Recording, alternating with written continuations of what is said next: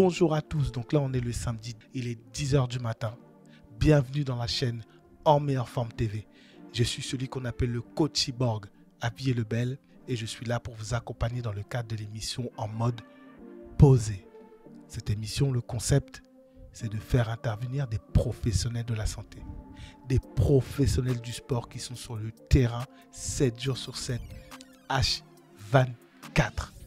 Ils seront là pour nous faire partager leur expérience sur le terrain et leur expertise. Aujourd'hui, j'ai le plaisir de recevoir une coach que j'apprécie énormément. Elle a un savoir-faire, elle a un côté humain, une coach qui va faire avancer le métier du coaching sportif en France. Elle s'appelle Dounia. Dounia, elle est là. Comment? Ça va ou quoi? Ça va super, merci. Et toi? Ah, je suis déjà émue là avec la petite présentation. T'as vu? Ça fait super plaisir, merci. Je t'ai mis en haut là, je t'ai élevé. Merci beaucoup. Tout le monde va bien? Super. Super. Bah écoute, première question, est-ce que tu peux te présenter? Bien sûr, alors je m'appelle Dounia, je suis coach sportif. J'ai fait un BPJEPS double mention, donc il y a maintenant un peu plus de 3 ans, je rentre dans ma 4e année. Et j'ai décidé de me spécialiser dans le coaching féminin. D'accord.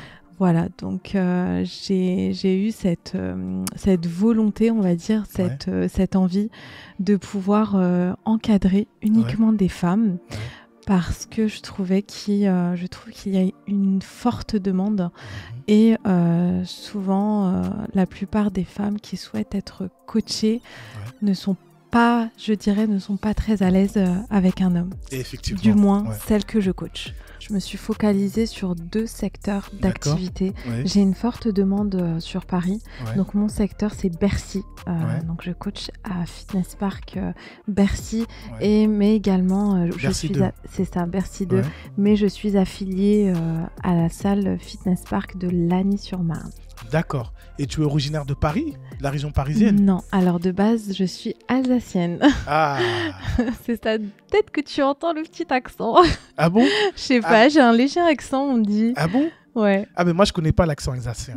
L'accent du sud c'est l'accent qui chante, mais l'accent alsacien c'est un accent plutôt plus germanique. Ouais, je dirais, c'est ça, exactement. On prononce, les mots sont assez prononcés. C'est ça. Ah, mais je l'ai perdu, je l'ai beaucoup perdu. Et ça fait combien de temps que tu es ici là? Alors moi ça fait, je rentre dans ma 4e année en région parisienne. Ah, donc dès que tu es arrivé en région parisienne, tu as fait ta formation ici ou en Alsace? Écoute, c'est simple. Avant de me marier, donc j'ai fait le BPJEPS. J'ai eu l'obtention de mon diplôme et 2 mois après, je me suis mariée. Et donc après, je me suis directement installée en région parisienne. D'accord. Voilà.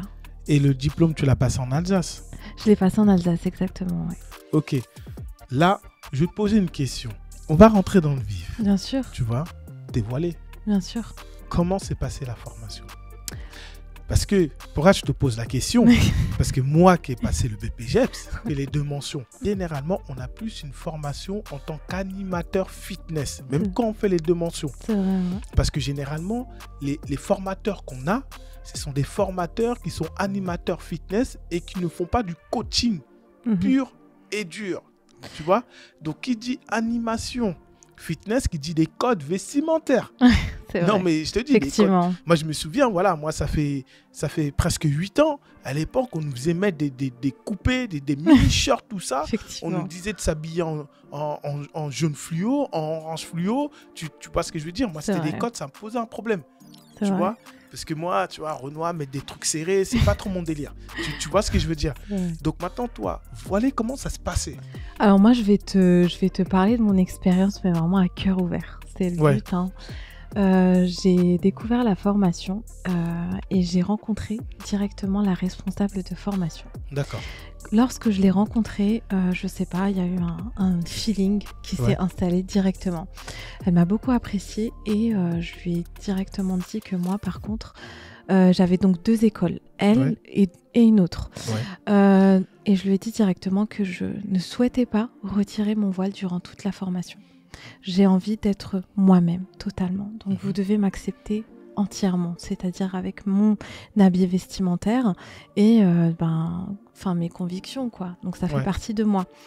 Elle m'a dit, bah écoute, moi, ça ne me pose aucun problème. Par D'accord. contre, il faut que j'en parle à mes collègues et il faut que je regarde comment est-ce que ça peut évoluer lors de la formation, D'accord. notamment au niveau des stages. Ouais. J'ai été acceptée donc, Ouais. par les professeurs. L'autre école m'a refusé le voile, donc a refusé le port du voile. Et c'était quoi leur explication? Ils m'ont donné aucune explication. Ils ont tout Ouais. simplement dit que Ouais. tu pourras mettre ton voile lors de tes entraînements en extérieur, mais par contre, dans notre école, on a certains codes vestimentaires et Ouais, puis ouais, ouais, blablabla. ouais. Bah, Donc c'est ça. voilà, C'est ce que la je te même disais, chanson. c'est dogmatique. C'est ça. Tu vois? Ouais.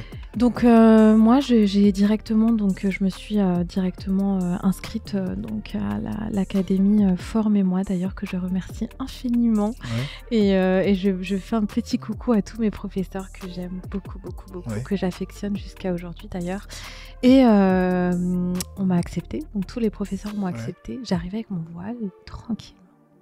Ouais. J'ai vraiment eu beaucoup de chance de ce côté-là parce que on n'a pas fait de différence et je n'ai jamais ressenti la différence durant tout mon parcours. D'accord. Le seul bémol que j'ai rencontré, c'est lors de mes stages, la recherche de stages. J'allais en venir. Voilà. Alors, comment ça s'est passé au niveau du stage? Bah écoute, la salle de sport, parce que c'est ça. Hein, j'ai quand même fait mon stage à l'Orange Bleu. Hein. Donc c'est quand même une enseigne où... ben voilà, c'est un peu voilà, c'est des indépendants ou c'est une chaîne? C'est une chaîne. D'accord. Donc je suis arrivée au premier entretien, j'arrive avec mon voile. Le responsable de salle m'accueille très gentiment et me pose toutes les questions, que ce soit au niveau de mon parcours professionnel et de mes compétences. D'accord, donc là on est en Alsace. Hein. C'est ça, okay. En Alsace. Mes 2 stages, je les ai faits en Alsace. Et donc on m'a fait un test physique, donc animer un cours collectif mais également suivre un cours et aussi suivre une séance de musculation. Donc mon test a été approuvé. Ouais. Et il arrive donc à ce sujet sensible. Allez, dis-moi. Non, moi je veux savoir. Et tu vois, c'est ça, ouais. Alors. Écoute, Dounia, sincèrement, moi ça ne me dérange absolument pas que tu viennes en tant que stagiaire. Mais j'ai peur de la clientèle, sachant que la clientèle est alsacienne. En Alsace, il y a beaucoup de racisme quand même. Hein. Ouais. On rencontre pas mal de racisme. Et il m'a dit, moi, je ne pourrais pas t'accepter avec le port du voile. Je suis rentrée, je l'ai appelé, je lui ai dit, écoute, sincèrement, j'ai envie d'être stagiaire dans ta salle de sport. J'ai insisté. Je pense que je suis partie peut-être, avant d'être acceptée, je suis partie peut-être 3-4 fois. D'accord. Je suis partie 3-4 fois, j'ai rencontré les coachs, je me suis présentée. J'ai également fait en sorte de participer à un cours collectif et de voir un peu comment ça se passe au niveau du cours co avec la clientèle avant d'intégrer officiellement en tant que stagiaire. Il a fini par m'accepter. Et ça s'est super bien passé. Je m'entendais super bien avec tous les adhérents de la salle de sport, que ce soit hommes ou femmes. Et je peux te dire que je recevais même des cadeaux, quoi. On me ramenait des fruits secs, du chocolat. Donc avec les adhérents, ça s'est super bien passé. Très très bien passé. Ah bah super, super. Et au niveau de la direction de la salle de sport, ça s'est aussi bien passé. Ça s'est super bien passé. Mais de toute façon, le responsable fitness, lui, ce qui lui posait problème, c'était la clientèle. C'était juste l'appréhension. Que les clients puissent faire des retours assez négatifs sur le fait que tu es le voile, etc. Exactement. Et finalement, ça s'est super bien passé. Ça s'est super bien passé. Ah bah c'est franchement, super bonne nouvelle. Mais après, quand tu es arrivé sur Paris, donc tu as fini ta formation, tu es arrivé sur Paris maintenant. Bah écoute, moi je suis arrivée sur Paris, j'ai directement postulé pour être coach dans des salles de sport. Donc moi je me suis lancée, donc j'ai déclaré directement je me suis mis en tant qu'auto-entrepreneur directement. Et puis j'ai postulé dans des salles de sport et j'ai coaché notamment à Urban Challenge. Donc c'est un groupe de coachs sportifs. Et puis on va coacher que ce soit dans des entreprises ou en extérieur, dans des parcs. Voilà, on coach un groupe. C'est des entreprises où il y a plusieurs coachs et puis ils envoient chez les clients. Voilà, en groupe, coaching en groupe. Ah, coaching en groupe. Voilà, on se retrouve par exemple au parc de Bercy. En tant que salarié ou tu étais en tant qu'indépendant? Indépendant. Ok, d'accord. Voilà, donc après il y a une facturation, etc. Pareil, j'ai été acceptée avec le turban. D'accord. Donc, par contre, on m'avait demandé de le mettre en arrière. Donc, après, je l'ai fait. Bon, après, ça, c'est Ouais. mon point de vue personnel. Et puis, Ouais. mais j'avais pas du tout de soucis par rapport à ça. Ouais. C'est comme ça que j'ai commencé, en fait, à travailler avec Urban Challenge, à travailler également dans une salle de fitness, de musculation Ouais. à Neuilly-sur-Marne. Ouais. Et après, en fait, j'avais cette envie de vraiment développer ma clientèle. Et qu'est-ce qui t'a poussé maintenant Qu'est-ce de passer de Courco à... Courco maintenant au coaching privé? Parce que Bah c'est écoute, différent. c'est simple. Quand j'arrive dans une salle Ouais. où je donne un cours collectif, j'ai l'impression en fait de donner un spectacle. Ouais, bah c'est ça, t'es animateur. Je suis animateur. Ouais, bah c'est ça. J'avais envie d'être éducateur sportif, éducatrice Ouais. sportive. J'avais envie en fait d'avoir cette approche avec la D'accord. personne. D'accord. Que cette personne, je l'accompagne dans Ouais. son objectif personnel. Ok, d'accord. C'est vraiment pourquoi en fait je me suis focalisée sur le coaching personnel. C'est vraiment le 1 à 1, l'échange. Ouais. Cette connexion avec une personne, de pouvoir l'encadrer, que ce soit sur le plan physique ou que ce soit sur le plan émotionnel également. Donc c'est vraiment pour ça. Excuse-moi de te bloquer. Là, tu as dit un truc super intéressant. Mhm. Tu as dit l'accompagner sur le plan émotionnel. C'est ça. Moi, je me souviens, quand j'étais en formation, je vais toujours revenir sur la formation Ouais, de coach bien sûr. sportif, on nous disait toujours, vous êtes des coachs sportifs, ça me faisait rire d'ailleurs, vous êtes des coachs sportifs, mais vous n'êtes pas des psychologues. C'est ça. Tu vois ce que je veux dire? Bien Qu'est-ce que sûr. tu as à dire sur cette phrase-là? Moi, par rapport à ça, lorsque je fais une séance de sport, c'est pas un accompagnement psychologique, Oui, mais c'est un accompagnement émotionnel. Pour moi, c'est deux choses différentes. merci. Parce que, en fait, lorsque j'ai une personne qui n'est pas bien dans sa peau, Oui, en tant qu'être humain, et Oui. ça fait partie de ma personnalité, oui, je suis empathique et je suis entière. Je suis à l'écoute.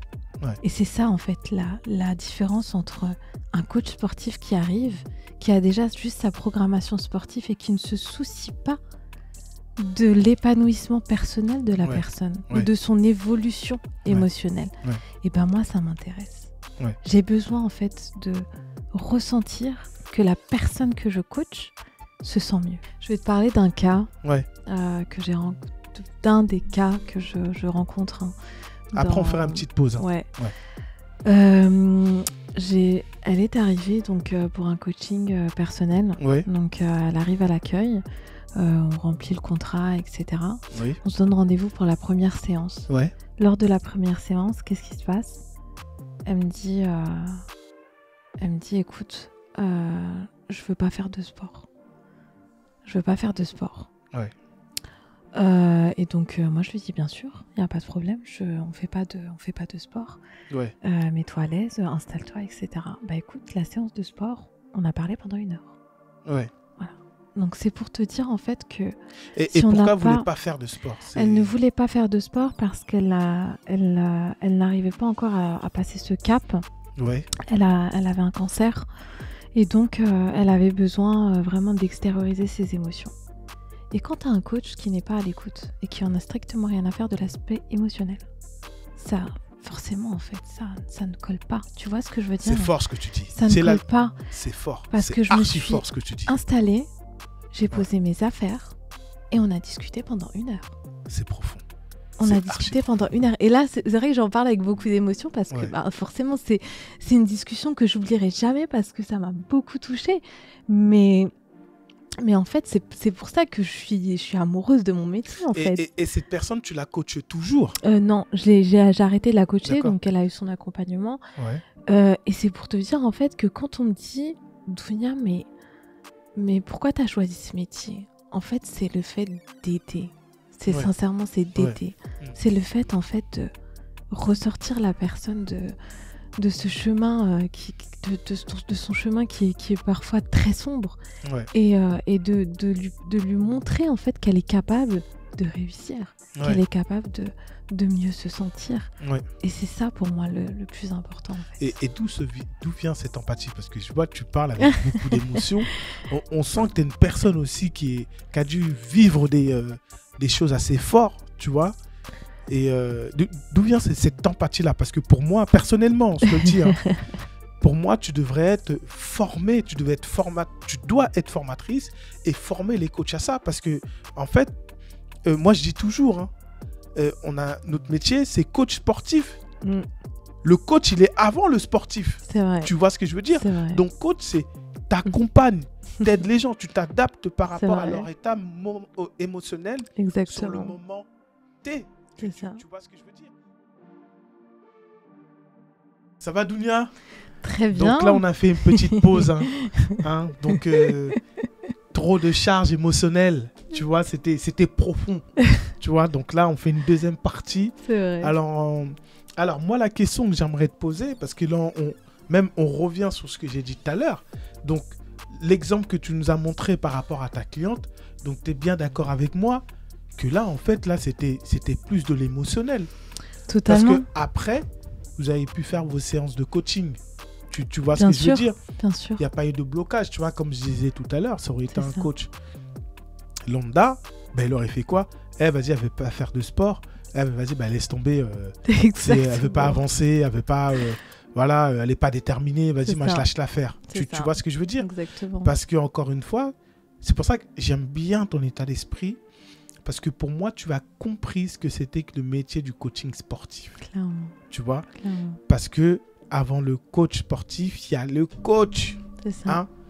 On deal avec la charge émotionnelle de la personne qui est en face. C'est ça. On deal et on s'adapte. C'est-à-dire, moi, je dis toujours, tu es un coach, tu coaches 10 personnes différentes, tu dois avoir 10 manières de coacher différentes. C'est comme ça. Clairement. Tu vois ce que je veux dire? Tu sais, je coach tellement de profils. Ouais. Je coach des mamans qui n'ont jamais fait de sport.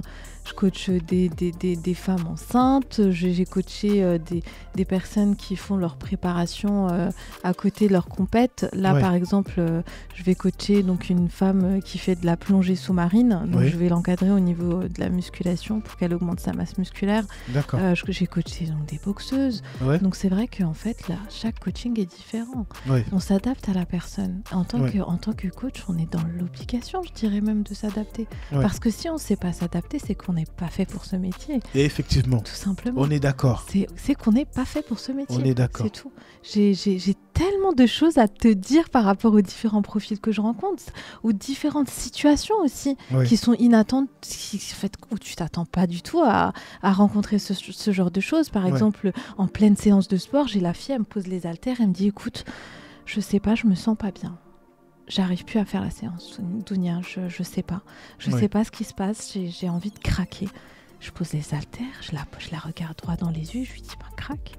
T'as envie de pleurer, pleure. T'as envie de t'exprimer, exprime-toi en fait. Dis-toi une chose, c'est que moi, tu me dis tout ce que t'as envie, mais ça reste là. T'as envie de vider ton cœur, vide-le. C'est en fait, c'est vraiment... Je suis quand même très fière de ce que je vais te dire là, mais c'est que je pense que je suis faite pour ce métier-là. Parce que je sais que j'apporte beaucoup au jour d'aujourd'hui. Mais maintenant, comment tu fais pour dealer avec tout ça? Parce que là, quand tu reçois toutes ces charges émotionnelles, tu les absorbes. Comment j'arrive à faire la part des choses? Et comment tu fais justement pour pouvoir gérer avec? Tu vois? Moi, j'ai quand même cet équilibre, on va dire. C'est vrai que je suis très empathique, mais j'ai quand même cet équilibre d'écouter la personne et de ne pas absorber toutes ces émotions à l'intérieur de moi à un tel point où ça m'affecte ou sur plusieurs jours, etc. Il y a des choses qui vont te marquer, Roland, sincèrement. On va rencontrer des personnes dans notre vie qui nous marqueront à vie. Là, je te parle de cette personne-là qui a eu un cancer. L'émotion est remontée parce que c'est une personne où j'ai beaucoup d'affection pour elle, c'est tout à fait normal. Mais après, je pense qu'on doit avoir les épaules aussi. Et je pense que j'ai les épaules pour supporter en fait les différents profils que je rencontre. C'est vrai, parce que c'est dur. J'encaisse Et après, je fais du sport aussi pour extérioriser Ouais, mes émotions. Donc c'est ça que je voulais. Voilà. Donc c'est ça. On s'entraide. Le sport te permet justement d'extérioriser, de te lâcher un petit peu. Bah oui. Beaucoup. Tu sais, moi, le sport, c'est... Quand on parle du sport, au jour d'aujourd'hui, j'ai ce petit objectif, on va dire, physique, esthétique. Mais je t'assure que quand je vais à la salle de sport au jour d'aujourd'hui, c'est vraiment pour me vider la tête. Ouais. Clairement. C'est un besoin vital. Bien sûr. C'est un besoin vital et ça fait partie de moi. Effectivement. C'est vraiment une partie de moi. Bah, à la base même, on est fait pour se dépenser. Regarde, quand tu vois les enfants. Bien sûr. Les enfants, ils font que ça. Hein. Tu les ramènes dans un parc. C'est des piles. Ils font que de courir, ils se dépensent, ils grimpent. Ben, c'est ça, en fait. On a une capacité incroyable. Tu vois, c'est ça. Et je pense que le problème aujourd'hui, c'est que les gens, ils ont souvent tendance... Tu vois, après, c'est la société qui pousse à le faire, surtout chez les hommes. Bien sûr. Ils ont souvent tendance à garder leurs émotions et à les cacher au plus profond de leur être. Et ça, c'est une bombe atomique. Tu vois, c'est quelque chose qu'il faut toujours extérioriser. Et quand tu manges, est-ce que tu manges, tu l'évacues, tu vois. Et les émotions, c'est quelque chose qu'il faut toujours évacuer, tu vois. Toi, tu coaches pour les femmes, tu vois. Moi qui coach beaucoup d'hommes aussi, et qui coach des femmes, j'ai trouvé sur le terrain, mes 8 années d'expérience, j'ai trouvé 2 différences. Ouais. Les femmes, quand elles viennent, majoritairement, c'est pour un côté esthétique, parce que voilà, elles ont pris du poids, etc.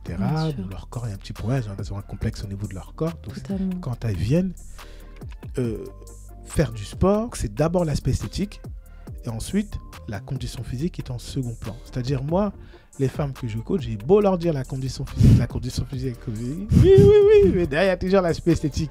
Il y a toujours après, un mois après, mais Roland, tu vois, c'est toujours des petites remarques avec l'aspect esthétique. Tandis que l'homme, c'est la condition physique qui passe en premier plan. Et après, l'aspect esthétique. Tu vois ce que je veux dire? Un mec, tu vas prendre un mec, tu lui dis, écoute... te donne la plus grosse des conditions physiques et tu as un gros bite et lui s'en fiche. Parce que pourquoi? L'éducation qu'on a depuis gamin, c'est tu dois protéger ta femme et tes enfants. Ouais, c'est vrai. L'homme est fort. L'homme est fort. Le mâle alpha. C'est ça. Tu vois ce que je veux dire? C'est l'éducation, mais en tout cas, moi j'ai l'éducation à l'africaine. C'est l'homme alpha. C'est-à-dire, tu as ta femme, tu as tes enfants, c'est toi l'homme. Tu vois ce que je veux dire? C'est toi qui dois subvenir aux besoins de ta femme et de tes enfants. Tu dois protéger tes enfants, tu dois protéger ta femme. Sauf que quand tu arrives, trentaine passée, quand le métabolisme il commence qu'on est en dégénérescence physique, quarantaine plus, et que tu vois que déjà physiquement, tu as le bide, etc., tu as le complexe physique, et tu as le complexe de la condition physique, c'est-à-dire tu fais 3-4 pas, tu es essoufflé, tu peux même plus courir derrière les enfants. Il y a un moment donné, tu te dis, mais si demain mes enfants ils sont en danger, si ma femme elle est en danger, je peux même pas physiquement pouvoir les défendre. Et là, c'est une frustration que l'homme a. Et généralement, moi, les mecs que je reçois, je ressens cette frustration-là. Mais il la cache, malgré la cache, mais tu vois, on sait quand même, tu vois. À repérer, non, avec le temps.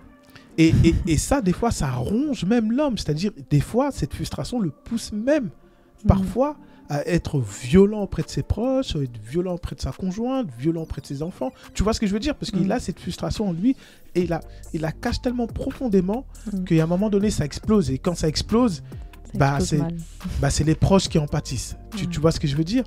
Et puis moi, par rapport à ça, donc après, il y a toute une programmation d'entraînement. C'est quand je sens, c'est plus des sports de combat pour qu'ils puissent évacuer, etc. Et conditions physiques plus, avec des tests pour leur montrer que, voilà, il y a une évolution. Tu vois, là, tu n'arrivais pas à faire les tractions, là, tu fais une traction. Tu n'arrivais pas à soulever tel poids, là, tu arrives à soulever tel poids. Allez, vas-y, mais là, ce qu'on va faire, on va aller courir, on va faire un petit footing. Tu vois ce que je veux dire? Pour montrer que... Qu'il y a une évolution, qui gagne confiance en eux. Ouais. Mais mec, tu deviens un mec solide. Tu vois ce que je veux dire? Donc voilà, c'était la petite parenthèse que je voulais faire entre les hommes et les femmes. Maintenant, la question que j'aimerais te poser, comment s'organisent tes coachings? Voilà, moi je suis quelqu'un lambda, je viens de voir. Voilà, je vais à un coaching. Comment ça se passe? Déjà, dans un premier temps, on s'installe. Oui. J'apprends à te connaître. Oui. C'est important pour moi d'analyser le profil, d'analyser également la personnalité. Je vais te poser différentes questions, notamment ton parcours, que ce soit professionnel ou personnel, sans rentrer dans des détails. Je laisse toujours la personne s'exprimer naturellement. Moi, je ne suis pas quelqu'un qui va poser des questions assez directes. Je laisse toujours la personne venir à moi. Voilà. Donc, on va bien évidemment faire un bilan, que ce soit sur le plan nutritionnel et sportif, ce qui va me permettre déjà, dans un premier temps, de voir la condition physique, les objectifs, et puis pourquoi la personne n'atteint pas ses objectifs. Quelles sont les causes. Et puis, on va mettre tout ça en place, tout doucement, avec une première planification des séances, le nombre de séances que je lui propose par semaine. Une séance test qui va me permettre de voir si elle a différentes pathologies. Et comment ça se passe en termes de facturation? Tu factures à la séance ou tu fais des abonnements? Je facture à la séance et ma tarification, je ne la descends jamais. Je suis à 50 € la séance. J'estime que c'est un prix abordable. Et c'est vrai que je reste sur ce tarif-là. Voilà. Donc, on peut me prendre 10, 15, 20, 30 séances. Je reste toujours sur le même tarif. Après, c'est vrai que moi, j'ai toujours cette petite générosité qui fait partie de moi. Ça, j'ai pas envie de changer, en fait. Ça fait partie de moi. Ça fait partie donc, de toi. Voilà, quand j'ai envie d'offrir une séance, ou quand j'ai envie de... Voilà, je reste naturelle par rapport à ma profession. J'arrive à faire la part des choses. Si on veut trouver... déjà mon Instagram, Dounia Coach. En plus, je vois t'es suivi. Dounia Coach. J'aime beaucoup tes vidéos parce que là on est beaucoup encore une fois dans l'émotionnel, dans le relationnel. Tu sais quand j'aime bien en fait partager des petits morceaux de ma vie, je dirais. Des petits morceaux, notamment ma dépression, post-accouchement. Notamment ma séparation. Je ne suis pas rentrée en détail, mais je dis toujours que je suis comme vous, en fait. J'ai envie de montrer cette facette pour dire aux femmes qui me suivent, notamment aussi les hommes, j'ai aussi un petit pourcentage d'hommes qui me suivent, de leur montrer en fait que derrière toute cette énergie se cache une femme qui a un vécu. Bien sûr. Et que je fais en sorte de toujours rester debout. Et bien sûr, je remercie Dieu pour ça, c'est sûr. Mais le sport me permet au jour d'aujourd'hui de tenir. En tout cas, je te remercie de rien d'être venu. Franchement, c'est fut un plaisir. Avec grand plaisir. Merci à vous. Et les émotions, là, c'est monté à un moment donné. Tu vois, c'est monté à un moment donné, tu vois. C'est normal, après, je suis entière. Ça a été un plaisir. Ça a été vraiment un plaisir. Merci beaucoup. On n'est pas trop rentré dans le détail. Ça, je pense qu'on le fera plus tard. C'est ça. C'est ça, exactement. Deuxième partie. Le temps fait que... Bien sûr. Je pense qu'on peut rester des heures à discuter. C'est clair. C'est clair. Voilà. On prendra l'occasion en tout cas de se revoir, j'espère. Je pense que tu vas revenir. Avec grand plaisir. Tu vas revenir et puis là, on aura l'occasion vraiment de rentrer plus dans le détail. Avec grand plaisir. Mais en tout cas, je te remercie beaucoup, Dounia. Merci à vous, merci à toi, Roland. Merci à l'équipe, parce que derrière, une grande équipe. L'organisation. C'est clair. Ça demande du temps. Merci beaucoup. Mais en tout cas, toutes mes bénédictions. Merci. Continue comme ça. Nous, on est là, on te suit derrière. C'est gentil. On aura l'occasion de travailler ensemble. C'est ça. On aura l'occasion de travailler ensemble. Mais en tout cas, je vous remercie de nous avoir suivis. Sur ce, abonnez-vous à la chaîne, c'est très très important. Likez aussi, likez cette vidéo. Et je vous invite aussi à regarder les plein d'autres vidéos qu'on a mis, notamment des autres chroniqueuses. Donc vous avez Fatoulaye, vous avez Lélé, vous avez des vidéos super intéressantes concernant le corporate, concernant le mindset, concernant l'activité physique. Et je vous invite à regarder ça sur notre page YouTube. Et encore une fois, je vous souhaite une excellente journée. C'était le coach Cyborg à l'antenne sur la chaîne En Meilleure Forme. Ciao.